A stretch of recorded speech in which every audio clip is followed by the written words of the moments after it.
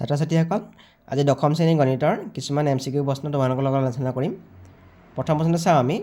যদি A0, 0B আৰু 1, 1 বিন্দু তিনিটা একেৰেখীয় হয় তেন্তে 1/A প্লাছ 1/B মান হ'ব।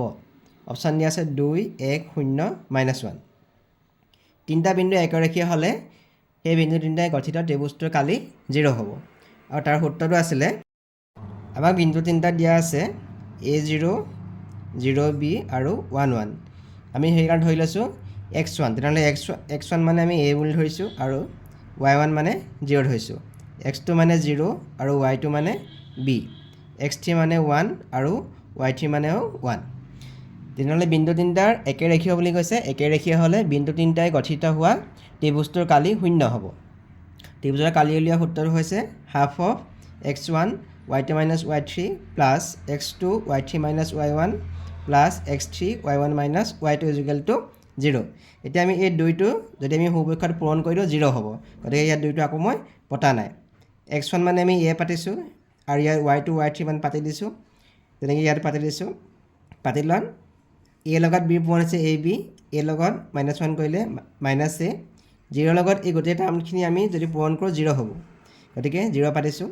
1ৰ লগত 0 পূৰণ কৰিলে 0 হ'ব আৰু 1ৰ লগত -b পূৰণ কৰিলে -b হ'ব। এতিয়া ab আমি এটা পক্ষান্তৰ কৰিলে ইয়াতে প্লাছত আহিব আৰু -bটো প্লাছত আহিব। এতিয়া আমি কি কৰিছোঁ, দুই পক্ষক আমি ab-ৰে ডিভাইড কৰিছোঁ। ab/ab ইয়াতে আমি ডিভাইড কৰিছোঁ ab। আমি যদি a কাটি দিওঁ তেতিয়াহ'লে ইয়াত b থাকিব। ইয়াত যদি b কাটি দিওঁ আমি b কাটি দিলে ইয়াত থাকিব a থাকিব। তাৰমানে ইয়াক আমি কাটি দিলে ab কাটি দিলে 1 থাকিব। 1 = 1/b প্লাছ 1/a। তাৰমানে 1/a প্লাছ 1/b = 1। গতিকে আমাৰ ৰাইট অপশ্যনটো হ'ব 1। গতিকে ইয়াত ৰাইট অপশ্যনটো হ'ব 1। 1/a প্লাছ 1/b মানটো হ'ব 1। নম্বৰ প্ৰশ্ন, ABCD চতুৰ্ভুজৰ 4টা বাহু এটা বৃত্তৰ স্পৰ্শক হ'লে ইয়াত কোনটো শুদ্ধ অপশ্যন দিয়া আছে? AC + AD = BD + CD, AB + CD = BC + AD, তেনেকৈ AB + CD ইয়াত কোনটো শুদ্ধ অপশ্যন হয় উলিয়াব লাগে। আমি এইটো এটা বৃত্ত আঁকি লৈছোঁ। বৃত্তটোৰ 4টা বাহু এটাৰ চতুৰ্ভুজটোৰ 4টা ABCD চতুৰ্ভুজৰ 4টা বাহু এটা বৃত্তৰ স্পৰ্শক। গতিকে আমি এই বিন্দুটো স্পৰ্শৰ বিন্দুটো ইয়াত R লিখিছোঁ, এইটো Q লিখিছোঁ, এইটো P আৰু এইটো S।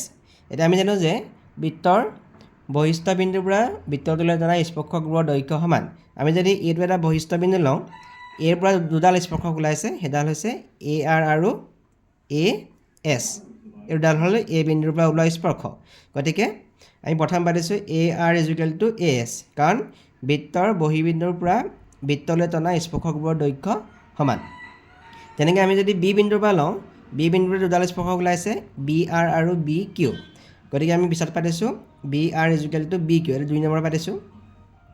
তেনেকৈ আমি যদি C বিন্দুৰ পৰা লওঁ, C বিন্দুৰ পৰা ওলোৱা স্পৰ্শক দুডাল হ'ল CQ আৰু CP। গতিকে আমি পাতিছোঁ CP = CQ। আকৌ D বিন্দুৰ পৰা ওলাইছে PD আৰু বা DS। গতিকে PD = DS। আমি এতিয়া গোটেইকেইটা যোগ কৰিছোঁ 1, 2, 3, 4।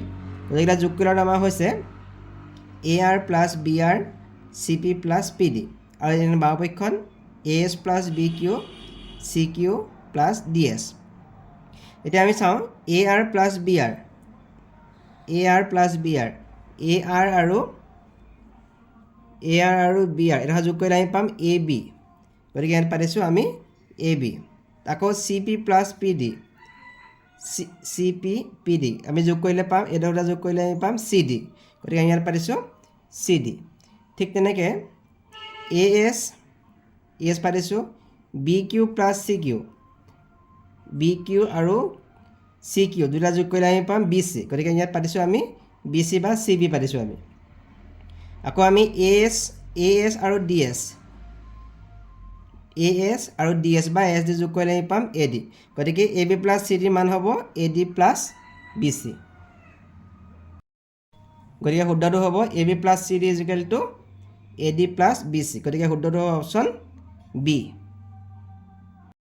3 নম্বৰ প্ৰশ্ন, যদি এ আৰু বি দুটা পূৰক কোণ হয় তেতিয়া কোনটো শুদ্ধ হয় সুধিছে sin a equal to sin b cos a equal to cos b tan a equal two tan b আৰু sec a equal two cosec b আমাক কৈছে কোন দুটা হ'ল পূৰক কোণ এ আৰু বি পূৰক কোণ আমি জানো যে দুটা পূৰক কোণৰ যোগফল হৈ গ'ল 90 ডিগ্ৰী আমি যদি ইয়াত এটো ৰাখোঁ বি মান হ'ব 90 ডিগ্ৰী মাইনাছ বি আমি এতিয়া দুইফালে আমি cos লওঁ cos a equal to cos 90 degree minus B আকৌ আমি জানো যে cos 90 degree minus theta cos 90 degree minus theta equal to sin theta cos 90 degree minus theta equal to হৈ গ'ল sin থিটা গতিকে আমি cos 90 ডিগ্ৰী মাইনাছ বি ঠাইত লিখিব পাৰিম sin b ইয়াত হৈ গ'ল cos a equal to sin b আমি যদি ইহঁতৰ ৰেচিপ্ৰকেল লওঁ প্ৰতিক্ৰম লওঁ 1/cos a equal two 1/sin b এতিয়া আমি চাওঁ 1/cos a 1/cos a equal two sec a equal two 1/sin b equal to cosec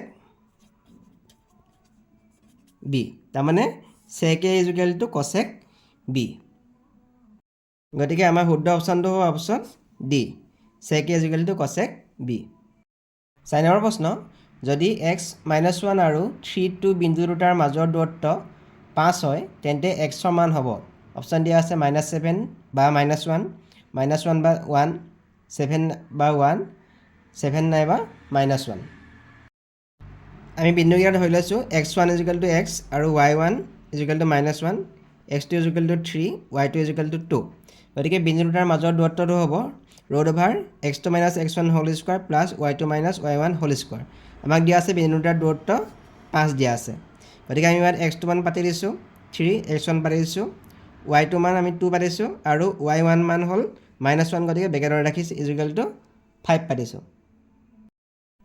এতিয়া আমি দুইফালে আমি স্কোৱাৰ কৰি দিম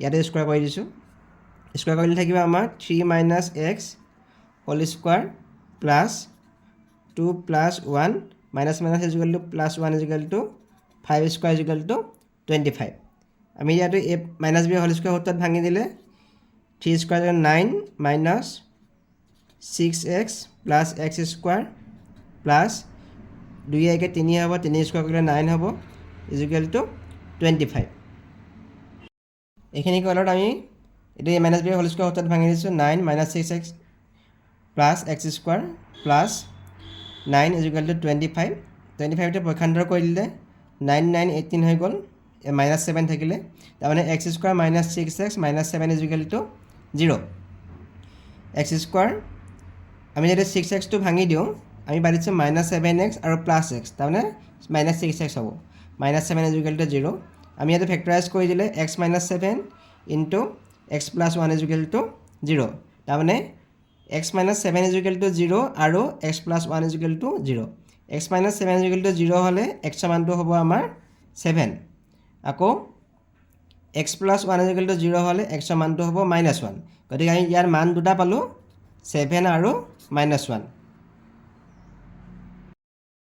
গতিকে আমাৰ শুদ্ধ অপশ্যনটো হ'ব অপশ্যন ডি 7 আৰু -1 5 নম্বৰ প্ৰশ্ন যদি a b c আৰু d ৰাশিকেইটা সমানুপাতত আছে তেন্তে কোনটো শুদ্ধ হৈ সুধিছে ab = cd ac = bd ad = bc আৰু a² = bcd আমাক কৈছে ৰাশিকেইটা সমানুপাতত থাকিলে হ'ব a:b = c:d তাৰমানে a/b = c/d এতিয়া আমি যদি বজ্ৰ পূৰণ কৰোঁ a লগত d টো পূৰণ হ'ব আৰু b লগত c টো পূৰণ হ'ব a লগত d পূৰণ কৰিলে ad হ'ব b লগত c পূৰণ কৰিলে হ'ব bc গতিকে যদি সমানুপাতত থাকে আমি ক'ব পাৰিম ad = bc গতিকে শুদ্ধটো হ'ব অপশ্যন আমাৰ c ad = bc 6 নম্বৰ প্ৰশ্ন এটা বৃত্তৰ দুডাল সমান্তৰাল স্পৰ্শকৰ মাজৰ দূৰত্ব 18 চেণ্টিমিটাৰ হ'লে বৃত্তটোৰ ব্যাসাৰ্ধ হ'ব অপশ্যন দিয়া আছে 18 চেণ্টিমিটাৰ 10 চেণ্টিমিটাৰ 9 চেণ্টিমিটাৰ 8 চেণ্টিমিটাৰ বৃত্তটো আমি আঁকি লৈছোঁ এইটো বৃত্ত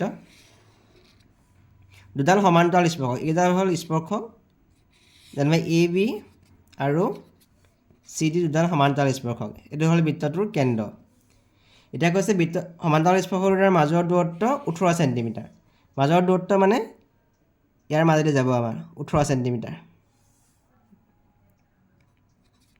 এটা 18 চেণ্টিমিটাৰ হৈ গ'ল যদি 18 চেণ্টিমিটাৰ হয় বৃত্তটোৰ ব্যাসাৰ্ধ হৈ গ'ল যদি ইয়াৰ পৰা গোটেই ডাল হ'ল বৃত্তটোৰ ব্যাসডাল যদি হৈ গ'লে আমাৰ 18 চেণ্টিমিটাৰ যদি হয় তেনে ব্যাসডালৰ আধা হ'ব ব্যাসডালৰ আধা হ'লে কিমান হ'ব আমাৰ 9 গতিকে আমাৰ শুদ্ধ অপশ্যনটো হ'ব অপশ্যন চি